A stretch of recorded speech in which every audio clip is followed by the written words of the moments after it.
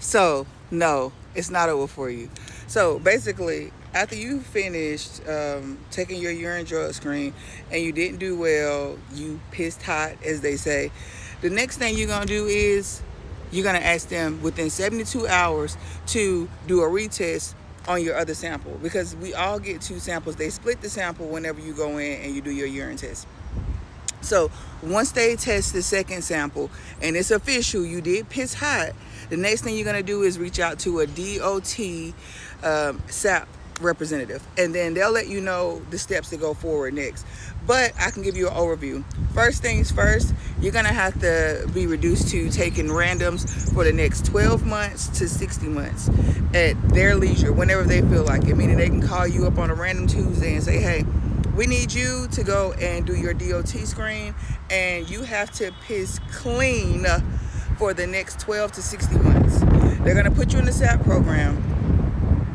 Now, once you finish with the designated drops that you have to do with your urine samples, you will be cleared to return to duty, RTD. Once you return to duty, that does not guarantee you a job with the company who you already was with, or it doesn't guarantee you a job with any future companies. Most of the times, people don't like to hire SAP, people who are in the SAP program.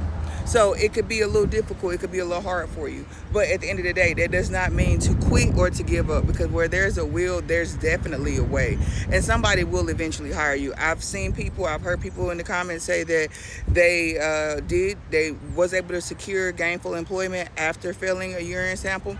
So it's not over for you, but just know that going forward with whatever job you're going to, you're going to be required to do random urine drops for, like I said, 12 to 6 months. Now, I know a lot of people say, well, I use this to beat the urine sample test. I use U-Pads, E-Pads, hand warmers, and things of that nature, which is cool.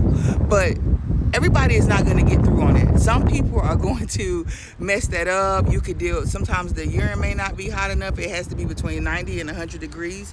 If it's not between that, that lets them know that you've tampered with the urine in some type of way. And that's the last thing you want to do. So I would say this.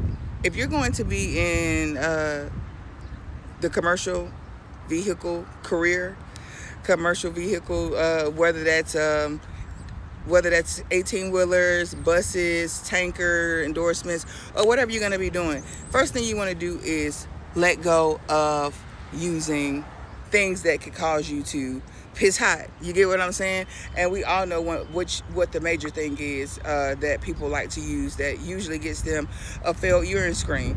A lot of the other things that people use, they clear their system within 3 to 5 days, 2 weeks at tops, but with the green stuff that people like to use, that could take months to clear your system out, because it hooks to your fat cells. So with that being said, it could be a little difficult for you. So, but at the end of the day, there's no reason to be discouraged once you piss hot, so to speak, for lack of a better term. I don't want TikTok to ban my video, but just know that the best thing you could do is, before you even try to secure employment, before you even try to go to a school to get your CDL, is lay off the mean green stuff. Lay off anything that could cause you to piss hot. And I know people say, hey, I use this to get over the urine screen. I use that to get over the urine screen. But what happens if you just so happen to have an accident while you're out on the road?